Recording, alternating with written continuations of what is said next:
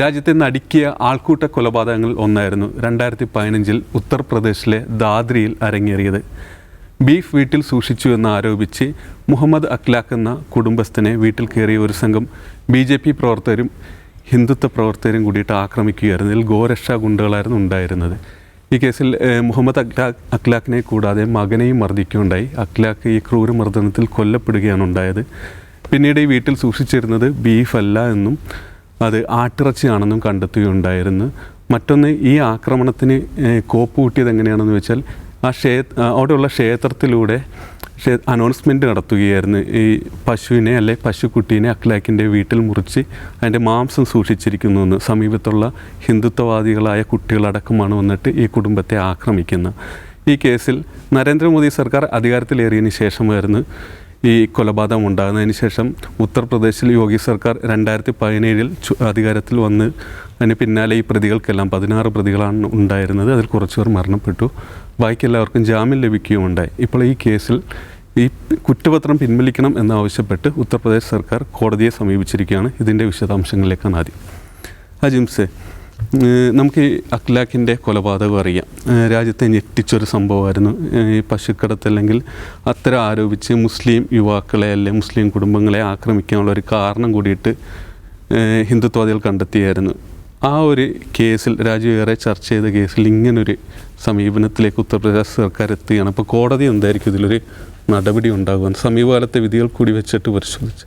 അല്ല, കോടതിയുടെ വിധിക്ക് മുമ്പ് ഇതിനു മുമ്പ് നടന്നിട്ടുള്ള ഹെയ്റ്റുമായി ബന്ധപ്പെട്ടും കമ്മ്യൂണൽ റൈറ്റ്സുമായി ബന്ധപ്പെട്ടും കേസുകളിലെ പ്രതികൾക്ക് എന്താണ് സംഭവിച്ചത് നമുക്ക് നോക്കാമല്ലോ. ഇപ്പോൾ ഗുജറാത്ത് കലാപം നടന്ന് അതാരാണ് നടത്തിയത്? ഞങ്ങൾ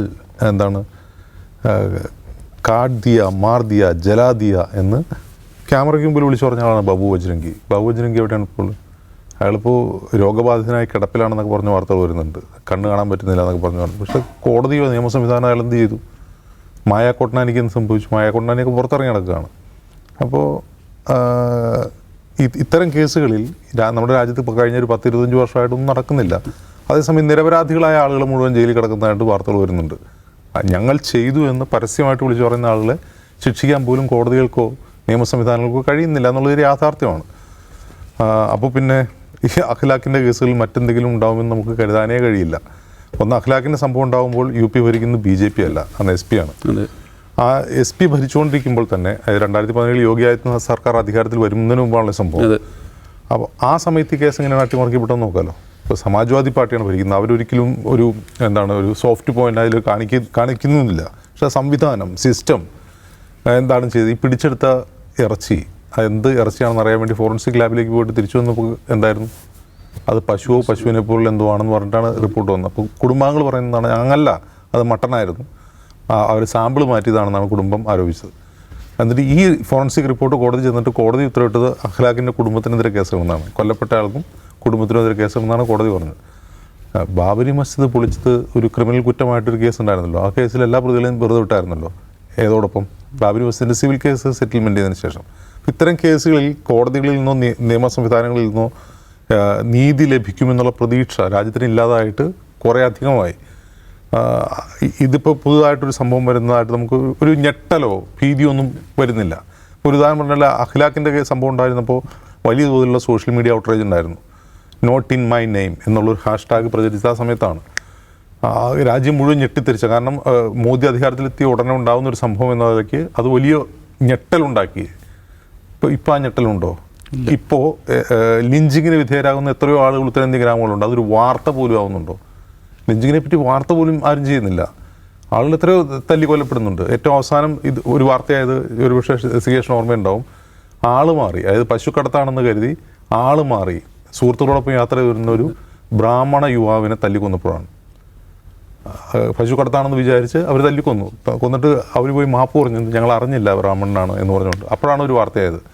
അതല്ലാതെ ഇപ്പോൾ ഉത്തരേന്ത്യൻ ഗ്രാമങ്ങൾ നമ്മൾ സംസാരിച്ചുകൊണ്ടിരിക്കുമ്പോൾ നടക്കുന്ന ഇത്തരത്തിലുള്ള ആൾക്കൂട്ട വിദ്വേഷ കുറ്റകൃത്യങ്ങൾക്കെതിരായിട്ടുള്ള അതിനെ സംബന്ധിച്ചുള്ള വാർത്തകൾ പോലും റിപ്പോർട്ട് ചെയ്യപ്പെടുന്നില്ല.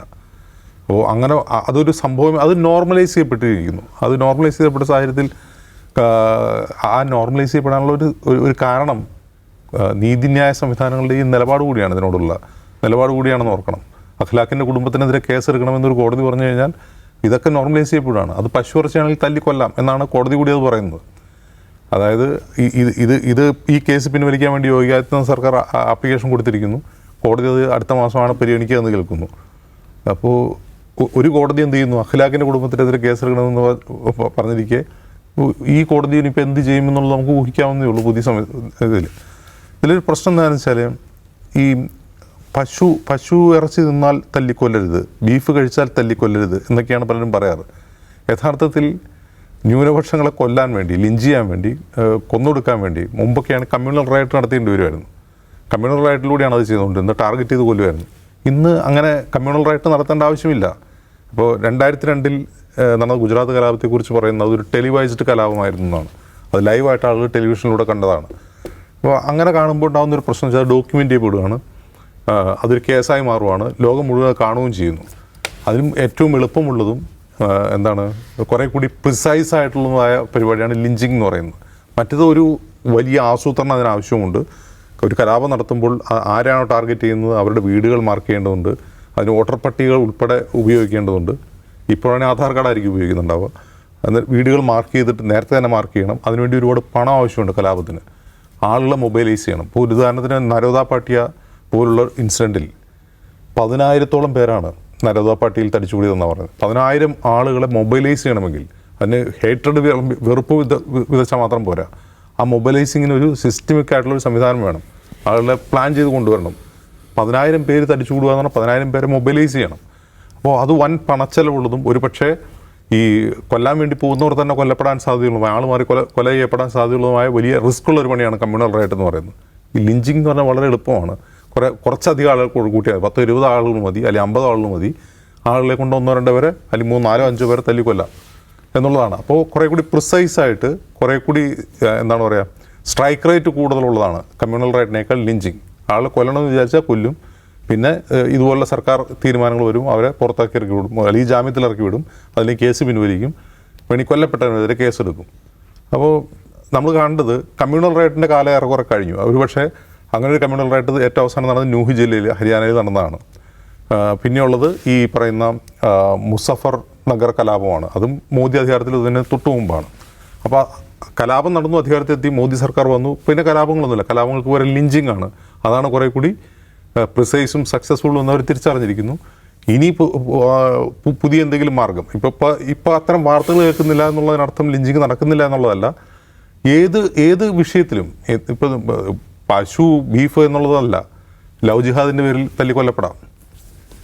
ഒന്നും ചെയ്യണ്ട. ഇപ്പോൾ മംഗലാപുരത്ത് ആൾക്കൂട്ടക്കൊല ഓർമ്മയുണ്ടാവും. ഒരു കാരണവുമില്ല. പക്ഷേ അയാൾക്കെതിരെ പറഞ്ഞ കാരണം എന്താണ്? അയാൾ പാകിസ്ഥാൻ സിന്ദാബാദ് എന്ന് വിളിച്ചു എന്നാണ് കാരണം പറയുന്നത്. അങ്ങനെ വിളിച്ചു എന്ന് പറഞ്ഞതിനൊരു തെളിവുമില്ല. ഒരാളെ തല്ലിക്കൊന്നിട്ട് ആ തല്ലിക്കൊന്നതിന് കാരണമായി ഉപയോഗിക്കുന്ന കാരണം അയാൾ പാകിസ്ഥാൻ സിന്ദാബാദ് എന്ന് വിളിച്ചു പോകണം. അപ്പോൾ ആൾക്കൂട്ടക്കൊലയ്ക്ക് അങ്ങനെ പ്രത്യേകിച്ച് കാരണമൊന്നും വേണ്ട. അവർ കാരണം ഉണ്ടാക്കുകയാണ്. കൊല്ലപ്പെടാൻ കാരണങ്ങളുണ്ട്. കൊല്ലപ്പെടാനുള്ള കാരണം അയാൾ ആ കമ്മ്യൂണിറ്റിയിൽ ജനിച്ചു എന്നുള്ളതാണ്. ഇത് ഭരിക്കുന്ന രാജ്യത്തെ പ്രധാനപ്പെട്ട പാർട്ടിക്ക് അവരെ ഇഷ്ടമല്ല എന്നുള്ളതാണ്. അവരെ വംശഹത്യ വിധേയമാക്കണമെന്ന അഭിപ്രായമുള്ള ആളുകൾ ആ പാർട്ടിയിലുണ്ട്. ഇപ്പോൾ യോഗി ആദിത്യനാഥിനെ പറ്റി പറയുകയാണെങ്കിൽ അദ്ദേഹം മുഖ്യമന്ത്രി ആവുന്നതിന് മുമ്പുള്ള അദ്ദേഹത്തിൻ്റെ പ്രസംഗം എടുത്ത് നോക്കുക. അദ്ദേഹം ഇപ്പോൾ മുഖ്യമന്ത്രിയായ ശേഷം ഇത്രയല്ലേ ചെയ്യുന്നുള്ളൂ എന്നുള്ളതാണ്. മുഖ്യമന്ത്രി ആവുന്നതിന് മുമ്പുള്ള അദ്ദേഹത്തിൻ്റെ പ്രസംഗങ്ങൾ യൂട്യൂബിലുണ്ട്. അപ്പോൾ ചിലതൊക്കെ ഇപ്പോൾ റിമൂവ് ചെയ്തിട്ടുണ്ട്, അത്രമാത്രം വയലൻ്റ് ആയതുകൊണ്ട്. മുസ്ലിം സ്ത്രീകളെ ഖബറിൽ നിന്ന് കുഴിച്ചെടുത്ത് റേപ്പ് ചെയ്യണമെന്ന് പ്രസംഗിച്ചിട്ട ഒരാളാണ് യോഗി ആദിത്യനാഥ്. അപ്പോൾ അത്തരം പരാമർശം നടത്തുന്ന ഒരാൾ ഇതല്ലേ ചെയ്യുന്നുള്ളൂ എന്നാണ് പറഞ്ഞ് ആശ്വസിക്കുക. കൊല്ലപ്പെടാൻ, ഇന്ത്യയിൽ ഒരു മുസ്ലിം സമുദായത്തിൽപ്പെട്ട ഒരാൾ കൊല്ലപ്പെടാൻ പ്രത്യേകിച്ച് കാരണമൊന്നും വേണ്ട. അയാൾ ബീഫ് കയ്യിൽ വെക്കേണ്ട, ലവ് ജിഹാദ് നടത്തണ്ട, പാകിസ്ഥാൻ സിന്ദാബാദ് വിളിക്കേണ്ട, ഒന്നും ചെയ്യണ്ട. കൊല്ലപ്പെട്ട് കഴിഞ്ഞാൽ ആ കൊല്ലപ്പെട്ടതിന് ശേഷം ഞങ്ങൾ കൊല്ലാനിടയായ കാരണം കൊന്നവർ പറയും, കോടതി അംഗീകരിക്കും, കോടതി കേസ് വിഡ്രോ ചെയ്യും, പ്രതികളെ ജാമ്യത്തിൽ വിടും, പ്രതികളെ വെറുതെ വിടും എന്നുള്ളതാണ് ഇപ്പോൾ കണ്ടുകൊണ്ടിരിക്കുന്ന ഒരു പാറ്റേൺ.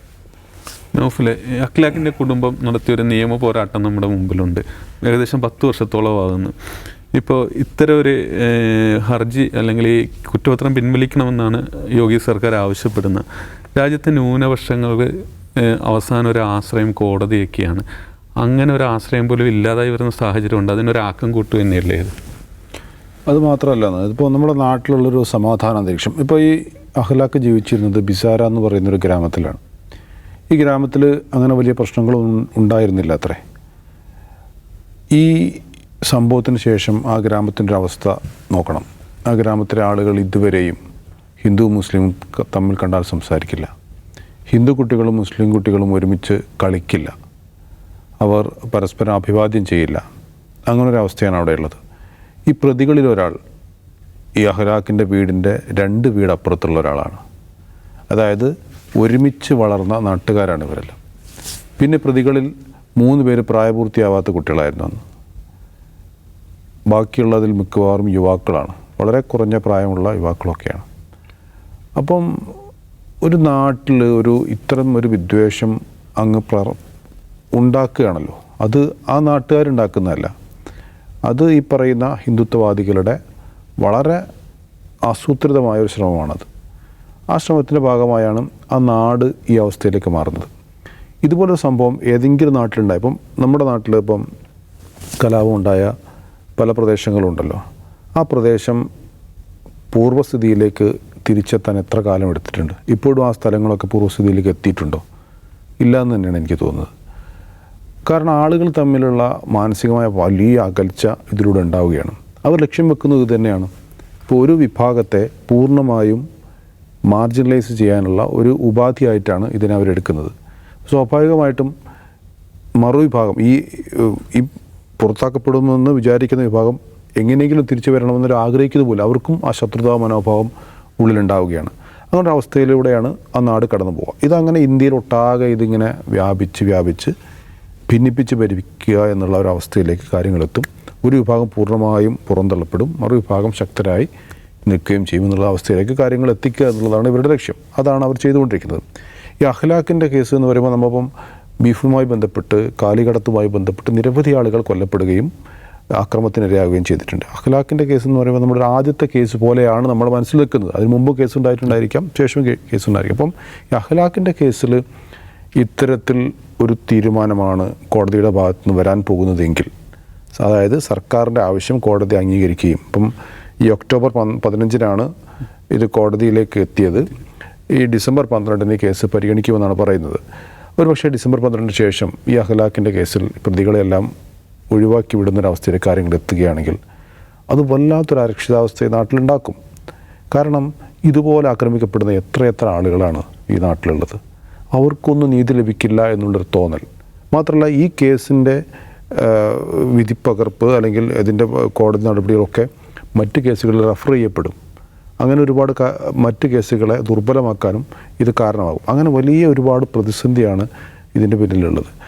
അതുമാത്രമല്ല, ഇപ്പോൾ ഈ ജാൻ മുഹമ്മദ് എന്ന് പറയുന്ന അഖ്ലാഖിൻ്റെ സഹോദരനാണ് ഈ കേസ് നടത്തിയപ്പോൾ ഏറ്റവും മുൻപന്തിയിൽ നിന്നത്. അദ്ദേഹം പറയുന്നുണ്ട്, ഈ സംവിധാനങ്ങളെക്കുറിച്ചൊന്നും എനിക്കറിയില്ലായിരുന്നു, പക്ഷേ ഞാൻ പോരാടി. പക്ഷേ ഇപ്പോൾ എനിക്ക് തോന്നുന്നു ഈ ഇവിടുത്തെ സിസ്റ്റം എന്നെ പരാജയപ്പെടുത്താൻ പോവുകയാണോ എന്ന് ഞാൻ ഭയപ്പെടുന്നു. ഇതുപോലെ അനുഭവങ്ങളുണ്ടായ ആളുകളൊക്കെ ഇതേ ആശങ്കയിലാണെന്ന് അദ്ദേഹം പറയുന്നുണ്ട്. ആ വാക്കുകൾ വളരെ കൃത്യമാണ്. ആ ആശങ്ക സത്യത്തിലുള്ള ആളുകൾക്കൊക്കെ ഉണ്ട്. കാരണം ഈ അഖ്ലാഖിൻ്റെ കേസ് വളരെ പച്ചയായ ഒരു സംഗതിയാണ്. അതായത് എന്തോ ഒരു ആഘോഷവേളയിലാണ്, എന്തോ പെരുന്നാളാണോ അങ്ങനെ എന്തോ ആണെന്ന് തോന്നുന്നു അല്ലേ, ബക്രീദ് സമയത്ത്. അതെ, വലിയ പെരുന്നാൾ സമയത്താണ്. അപ്പം കുടുംബാംഗങ്ങളൊക്കെ വീട്ടിലുണ്ടായിരുന്നു. അങ്ങനെ ആഘോഷവേളയിൽ സ്വാഭാവികമായും ഇറച്ചി പാചകം ചെയ്യുക എന്നുള്ളത് ഏത് നാട്ടിലും നടക്കുന്ന സംഗതിയാണ്. ആ ഇറച്ചി ഏതാണെന്നുള്ള തർക്കം.